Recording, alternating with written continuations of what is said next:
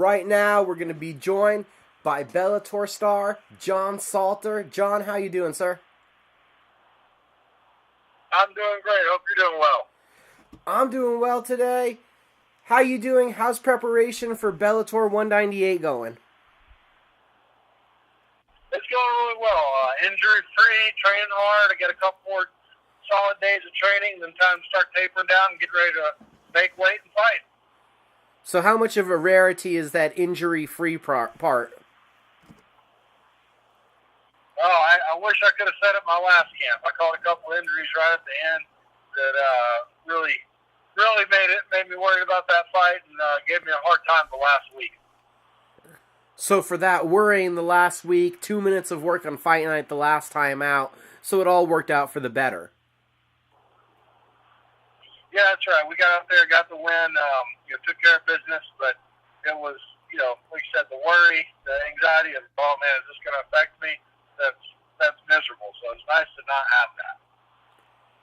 Was it even worse with the overseas travel? It definitely didn't help. Pulled a muscle in my hip right before the fight, right the day before I flew over there, and that got really tight on the plane. So that didn't help at all, and had trouble walking around, sitting up there in the week. So it was a long week of trying to nurse that, and luckily after the fight it healed up pretty quick, so it didn't last me too long. As far as fighting on the road experiences go, what was that like, the experience over in Israel? It was great. We had a good time. My wife went, her sister went, and then, my cornermen were there. We had a good time. We went to Jerusalem afterwards, see where Christ walked. That was awesome. Went to the Dead Sea, which was an experience unlike anything in the world. So we had a good time. And now the turnaround here, another big fight coming your way at Bellator 198. Are you satisfied? Have you been on the shelf too long? Was this too long of a wait to get back to action? Obviously, I like to stay busy. I'd like to fight, 3 times a year, but it wasn't too bad, just enough time to get over that fight, get back into training, and get ready for the next one. So, I wouldn't have minded it being a little sooner, but the timing's pretty good for me. It's consistently been the theme of interviews for you the last couple fight camps. Are you on the precipice of that title shot? Are you getting tired of the title talk? Yeah, I think that's everybody I talk to asks me about that. When you fight for the title, I'll be happier when I can say right now, but that's just part of it. I'll get there. I think I've earned that number one contender spot, but obviously I haven't convinced everybody, so got to keep getting wins until I do. How big of a fight do you look at this one against Rafael Lovato Jr.? How big of a fight is this? I think it's huge. One thing that I've always been so dominant in the past, since I've really my brown belt, I guess, has been that I finish people, I submit people. My jiu-jitsu's high level. Now I get to fight one of the best Americans ever, so I really solidify myself at that level.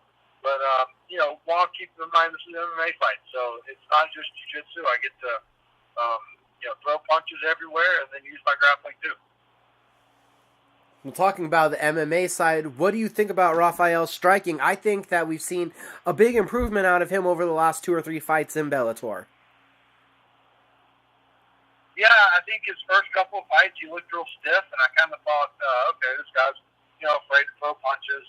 But he came out against Honeycutt. He looked good on his feet, and was able to not take any damage there, and keep the fight standing. His jiu-jitsu is so good that people are afraid to take him down. So definitely think that he's a lot better striker than he looked his first couple of fights, and that I kind of anticipated him being. He just does so much wild stuff with no fear of being taken down because people don't want to be there with him. But with me, it'll be a little different. I'm going to be the best grappler he's fought in MMA. So obviously, no fear from you. in wanting to take this to the ground? Is there is there a want to on your part to take this to the ground, to see what he has, to test your skills against the guy that's been so highly regarded?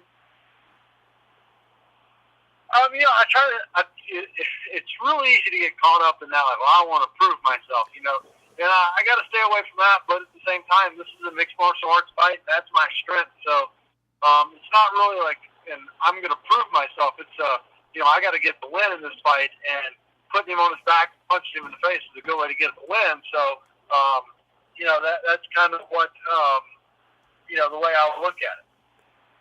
Your last 4 fights, all first round finishes, 6 of the 7 on the 7-fight win streak.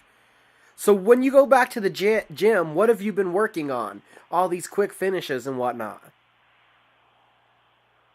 I think the main thing that I've made a change on is staying calm in the fight, not just looking for a finish all the time.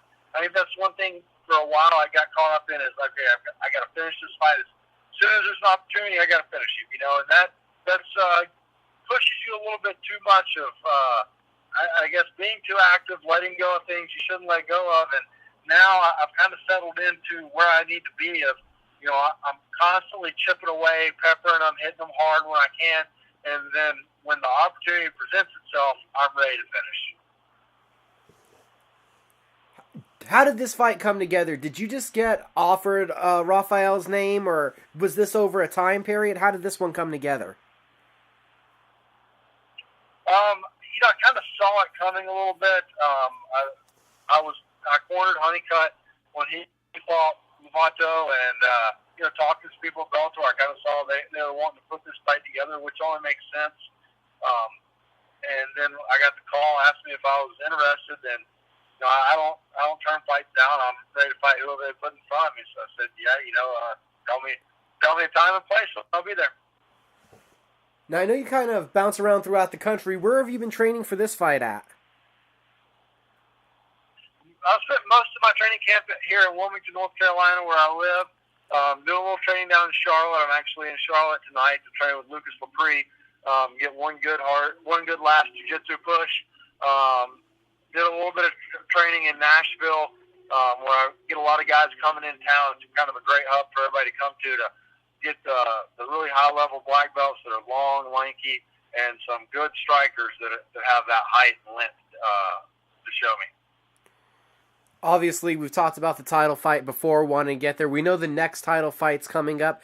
How much have you, because your eye has been on the title, how much have you been watching Carvalho in his title defenses?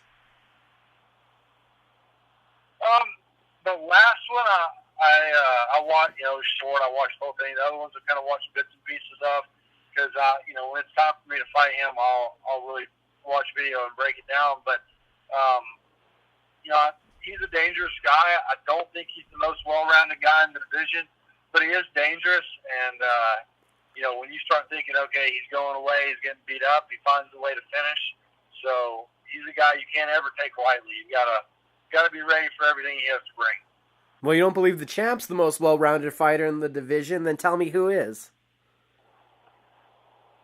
I think either I'm the most well-rounded or Masasi is. I think we both, have great ground games. We can both wrestle and we can both strike. So I think, we're the guys to fight for the title. Does this fight right here coming up at Bellator 198 present the potential for Sunday after the fight on Saturday? Will we all be talking about, wow, we didn't know the kind of striking acumen John Salter had until he put it on display?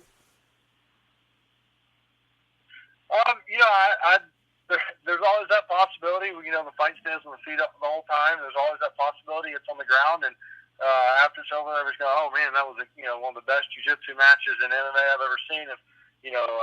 Two high-level guys. So I think this fight can go anywhere, and I think both of us are welcome in the fight anywhere. One last question to lighten things up. Sounds like you've been on the road a little bit, driving from Wilmington to Charlotte. What are you listening to before training then to get you amped up? I'm a boring guy in the car. My wife hates riding with me. I listen to talk radio, so I'm no fun. Oh, just put a kibosh on that question. Talk radio? Is it political talk radio, sports talk radio, talk radio? I get into political and news talk radio. All right. And John, so one last time, how do you think this fight plays out for us at Bellator 198? I think this has the potential to be, a really hard 3 rounds. Neither one of us are going to back up at any point, whether on the ground or on our feet. So I think it's going to be a lot of action. And, in my mind, I'm expecting a hard-fought decision. But like I said, when the opportunity to finish presents itself, I'm going to take it. So I think I come out on top, and I expect it to be a hard fight where we both come out banged up a little bit. Anybody that you need to shout out to or thank? Yeah, all my sponsors, Phalanx, Jiu-Jitsu Gear, Greenling Clean for my meal prepping, Natural Healthy Concepts for all my supplements, keeping me healthy, and then Oak Grove Technologies.